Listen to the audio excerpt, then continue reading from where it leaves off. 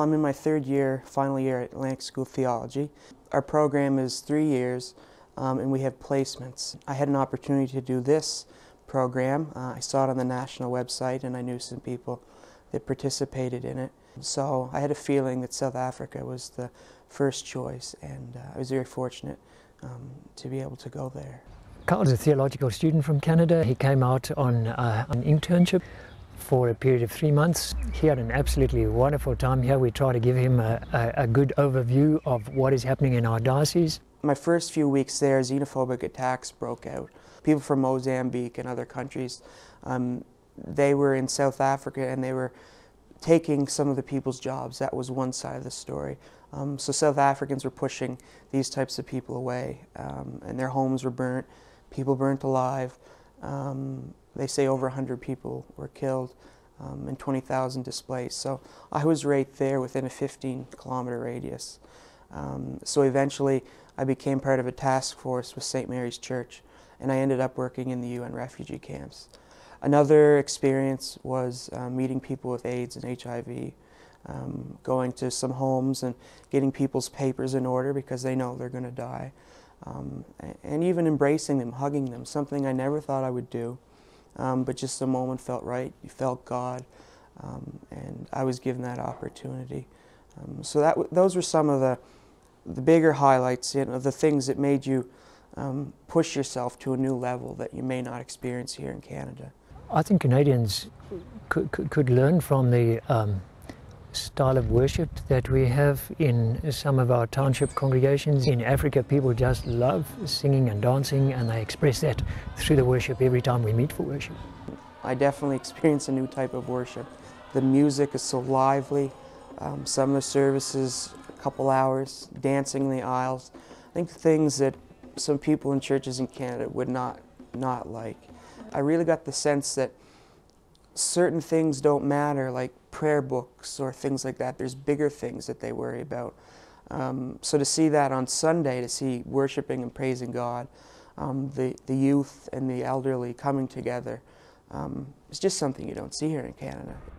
Sister Swaki, I met them right at the start. Their ministry is so powerful. They work with prostitutes on the streets. They basically get up in the morning and they go out in the streets and try to help those in need. They're saints. We are telling them about the love of Christ because some of them, you ask them, why are you here? They'll just tell you that it's because we felt that nobody loves us and we haven't got something to eat and stuff like that. That's why we are in the street and nobody's taking care of us. And we normally start to tell them about the love of God. But the thing that we both enjoyed was the humor. We tease each other every day. He was such a funny man. And he told us that Canadian people don't wear underwears. And we said, we won't go there. Yeah, I did tell them, joking around one day, that we don't wear underwear as a joke, and she believed me, I think, but I'm not too sure. So we had a great chuckle over that. Every day they were so happy. Some days good, some days bad, but they lived the gospel. They didn't preach it. They lived it. They set an example. They were out in the streets when some people weren't, you know, in the comfort of their own homes. You know, it's risky out in the streets, and they go out and they do God's work. If really you are taking the love of Christ to people, you don't have to have that judgmental thing.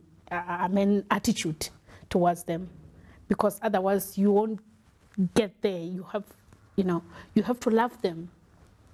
By going out and doing this, I'm a representative of the church.